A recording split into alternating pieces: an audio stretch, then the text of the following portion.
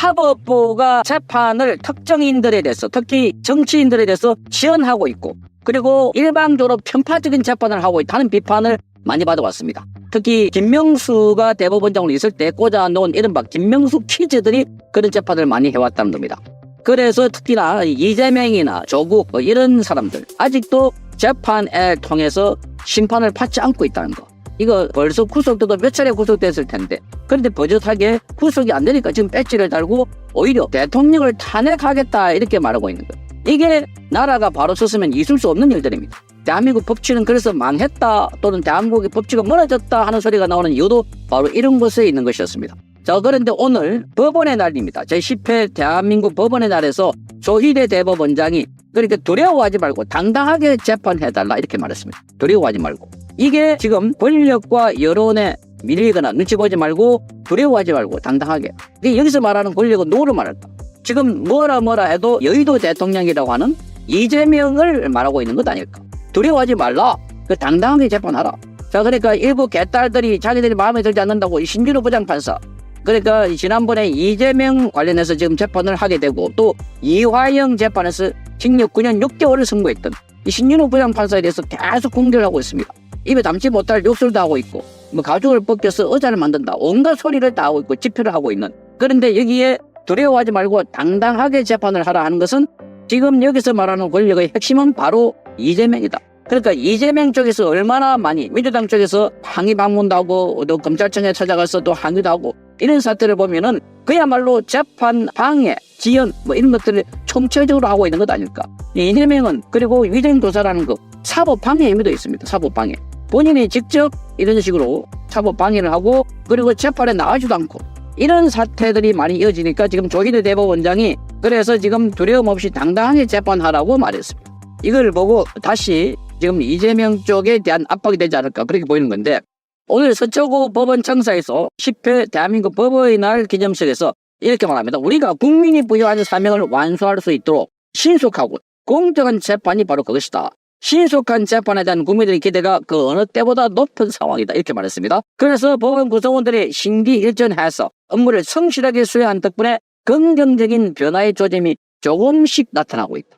그러니까 지금 이런 상황에서도 긍정적인 변화, 바로 재판에 관해서 눈치 보고 지연해주고, 그동안 뭐 이재명과 조국이나 황우나 이런 재판에서 얼마나 시간을 많이 끌었는지 너무나 잘 알고 있습니다. 그래서 그게 다 개선된 건 아니지만 조금씩 변화되고 있다 이렇게 말하고 있습니다. 그러면서 재판 지연의 골이 깊었기 때문에 그것을 해결하기 위해서 걸리는 시간 또한 적지 않을 것이라고 사료된다 이렇게 말하고 있습니다. 기본적으로 지금 이 시간이 걸린다는 것은 바로 김명수 퀴즈들, 정치 판사들, 한쪽으로 기우쳐 있는 이런 이념 판사들, 이런 사람들을 바로 내쫓아야 되는데, 그런데 제도적으로 법적으로 이런 사람들 당장 내쫓기는 힘드니까 그래서 시간이 좀 걸리는 것 같다, 뭐 이런 이야기로 해석되고 있습니다. 그러면서 법원장의 재판 업무 담당, 법원장도 재판을 한다는 겁니다. 그리고 법관 사무 분담 장기화, 그리고 지금 그러니까 법관들이 뭐 2년만 하고 물러가고 이러니까 재판이 또 판사가 바뀌니까 또 처음부터 해야 되고, 그래서 한 재판을 맡다면 그걸 판결을 다 할 수 있도록 장기화한다는 겁니다. 거기다가 사무국장의 사법보좌관 겸직 등의 헌신적인 노력을 하고 있다 이렇게 밝혔습니다. 감정 절차 개선이나 판결서 간이화, 그리고 공판 중심주의의 적정화 등등 해서 지금 재판 절차 정비도 차근차근 이루어지고 있다 이렇게 말했습니다. 그렇게 이렇게 설명하고 있는 것은 지금 가장 심각한 게 바로 재판이 지연되고 있다. 그게 가장 많은 혜택을 보고 있는 사람이 조국이나 이재명, 그러니까 더불어민주당 쪽에 있는 사람들, 이게 지금 재판 지연 때문에 그러니까 배지를 달고 있고 그것 때문에 또 그걸 이용해가지고 방탄을 하고 있다는 겁니다. 그래서 조희대 대법원장은 신속한 재판 역시 공정한 재판이 전제가 되어야 한다. 너무나 당연한데 권력이나 여론의 압력에 흔들리지 않는 불효불골의 정신과 함께 설령 원하는 결론을 얻지 못한 국민이라 하더라도 마음으로 이해할 수 있도록 결론의 이런 과정을 충실하게 하는 설명하는 노력이 반드시 수반되어야 된다. 그러니까 지금 여기 보면 여론의 압력에 흔들리지 않는 불효불골의 정신, 그리고 지금 여기도 보면 권력이나 여론의 압력에 흔들리지 않아야 된다. 여기서 말하는 권력, 여기서 말하는 여론은 누굽니까? 이게 가만히 보면 그러니까 이재명 좀 입법 권력이 막강합니다. 전체 야당이 192석이니까. 그리고 이 여론, 그러니까 이 여론을 장악한 게 누굽니까? 이재명 민주당 쪽 아닌가? 그렇다면 여기가 바로 개딸들이나 좌편향 매체들이 득실득실 들고 있고 여기서 계속 공격하고 비판하고 있어도 거기서 흔들리지 말아라 하는 겁니다. 그리고 형식적인 법놀이에 매몰되지 말고 국민의 눈높이와 상식에 맞는 재판이 되도록 해라. 그러니까 국민의 눈높이와 상식. 그게 이재명의 지난번에 유창훈 부장판사가 범죄 혐의가 인정된다고 해놓고 그러면서 야당 대표이기 때문에 정당 대표이기 때문에 방어권 보호 차원에서라도 구속하지 않아도 된다는 이게 말도 안 되는 이런 재판을 하지 말라는 겁니다. 여기에 판사 정도 되면은 이 지금 조희대 대법원장의 기념서를 들어보면 이게 지금 내부 하는 소리구나 다 알 수 있다는 겁니다. 국민들도 알고 있는데. 그래서 국민 눈높이와 상식에 맞는 재판이 되게 하라 이렇게 말했고 신속하고 공정한 재판과 함께 당당한 재판을 당당하게 유치되지 말라는 겁니다. 지금 뭐 민주당이 의원들이 많아가지고 찾아오고 급박하고 한다고 하더라도 거기에 지금 꼴리지 않아야 된다는 것을 강조를 하고 있는 겁니다. 그래서 사법부는 국민이 안심하고 편안하게 살도록 법을 바로 펴는 것을 궁극의 소명으로 삼아야 된다. 그 소명의 핵심은 모든 법관이 헌법과 법률에 의해서 양심에 따라서 독립해서 심판하는 것이다. 이렇게 말하고 있습니다. 양심에 따라서. 그런데 지금까지 거기 보면 강조태 판사. 지난번에 이재명의 선거법 재판 하다가도 갑자기 사표를 내버리며 야, 나 이제 자유다. 이렇게 말하고. 그렇게 하면서 이재명의 선거법 재판을 또 지를 끌어놓은 이런 판사들이 정치 판사라는 겁니다. 이런 판사들. 그러니까 지금 서울행정법원에 얼마 전에 지금 강재원 판사죠. 서울행정법원. 거기도 이제 MBC에 이사들을 선임했는데 그거 옛날 이사가 이 절차가 잘못됐으니까 이거 가처분 신청 즉 효력을 멈춰달라. 이러니까 그걸 인용해버리는 정말 지금 전무후무한 이런 사례들이 계속 나타나고 있는 것은 이거 재판이 아니라 정치를 하고 있다 하는 비판들입니다. 그러면서 지금 이렇게 말합니다. 두려워하거나 망설이지 말고 오직 사건만 보고 당당하게 재판하기를 당부한다.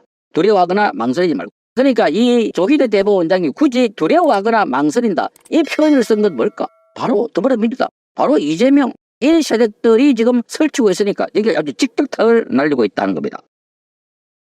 추석 연휴를 앞두고 전 대통령 부인이었던 김정숙과 현직 대통령의 부인인 김건희 여사, 김정숙과 김건희에 대해서 사법 처리를 해야 되느냐 이게 지금 쟁점이 되고 있습니다. 먼저 김정숙입니다. 이 김정숙은 문다혜와 함께 여러 가지 건의 비리에 걸려 있습니다. 그런데 핵심은 가장 김정숙 스스로 지금 밝혀야 하고 김정숙에게만 어쩌면 책임을 물을 수밖에 없는 부분이 김정숙이 문다혜에게 돈 현금 5천만 원을 보낸 겁니다. 5천만 원을 보자기에 싸서 친구를 시켜서 문다혜에게 송금한 것입니다. 금융정보원에 포착이 돼서 5천만 원 이상이면 누구나 송금을 하게 되면 금융정보원에 포착이 됩니다. 그중에 좀 의심이 간다라고 하는 것은 검찰 수사를 의뢰를 합니다. 그렇게 해서 검찰이 수사를 하고 있던 부분입니다. 서울중앙지검이죠. 김정숙의 이 5천만 원 이게 어디에서 생겼느냐 이걸 가지고 변명하기 위해서 윤거정이나 조국 등이 송금을 하는데 김정숙의 이름이 나왔던 겁니다. 그 친구가 송금을 하면서 자기 이름 뒤에 김정숙을 가로 안에 넣어놨던 겁니다. 5천만 원이 어디에서 생겼는지 현금 5천만 원을 들고 있는 사람은 잘 없습니다. 또 문재인의 재산 신고에서 5천만 원이 없었습니다. 현금이 없었습니다. 그런데 갑자기 5천만 원이 생긴 겁니다.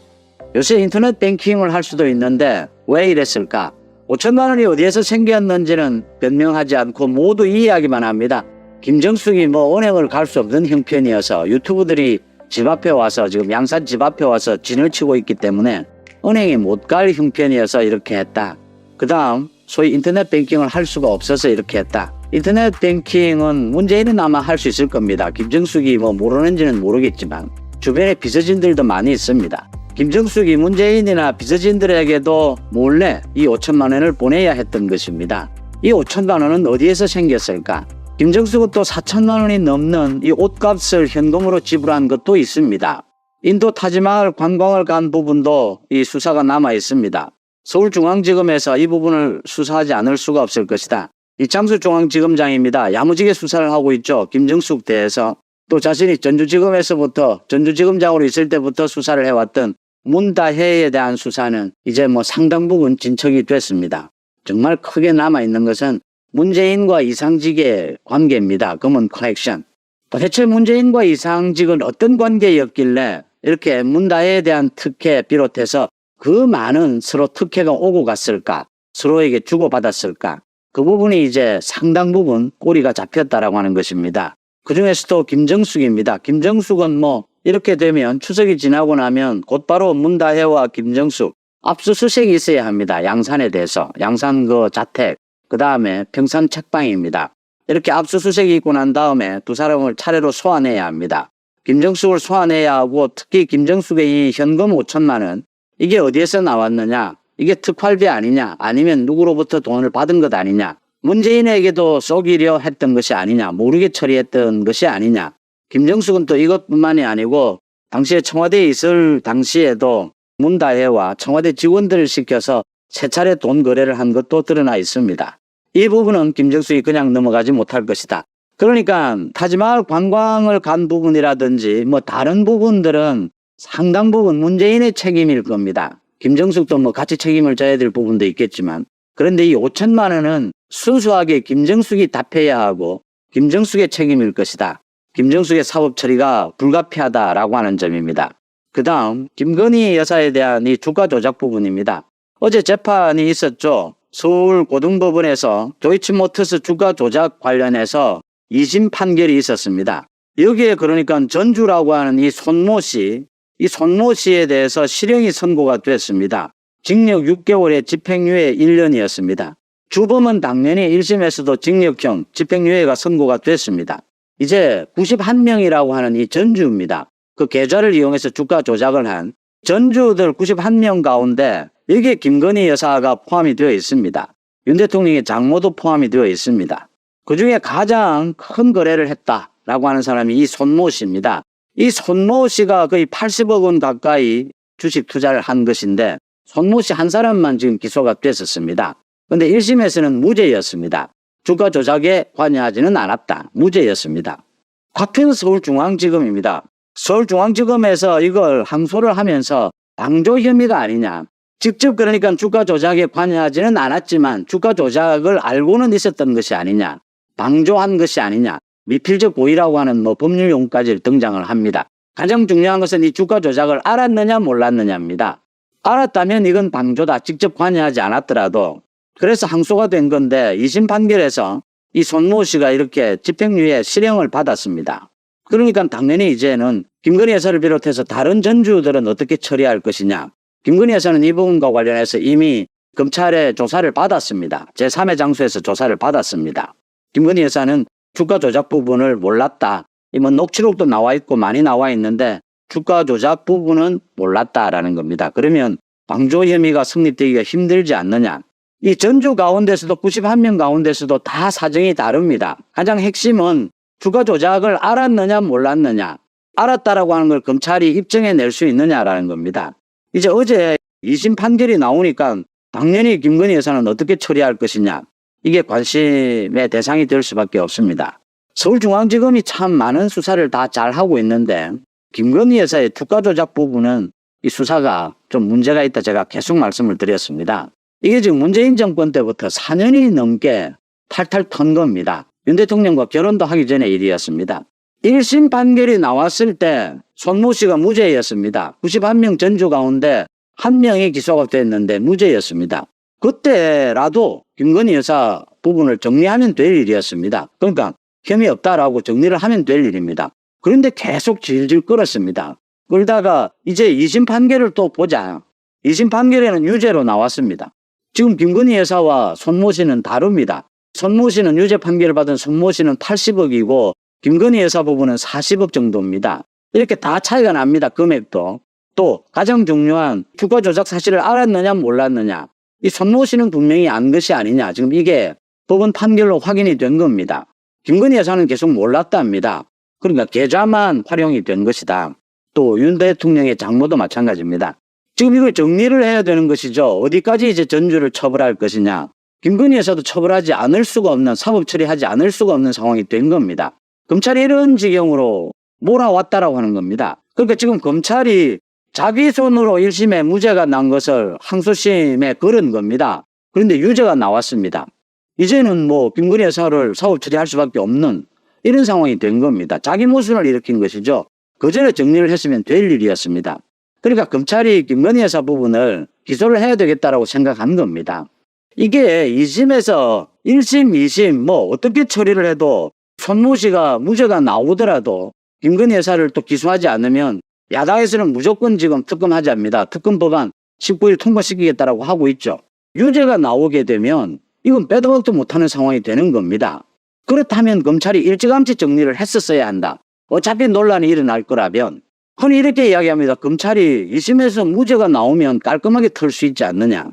2심에서 만약 손모 씨가 무죄가 나오더라도 깔끔하게 털기가 힘들었던 것이고요. 논란은 일어나는 것이고요. 방조 혐의로는 이제 그러니까 주가 조작은 아니어도 주가 조작 내용을 알고 모른 채 하면서 주식으로 돈을 불리려고 한 것이 아니냐. 이 이야기입니다. 방조했다. 알고 있으면서. 이 내용으로는 계속 논란이 일 수밖에 없는 겁니다.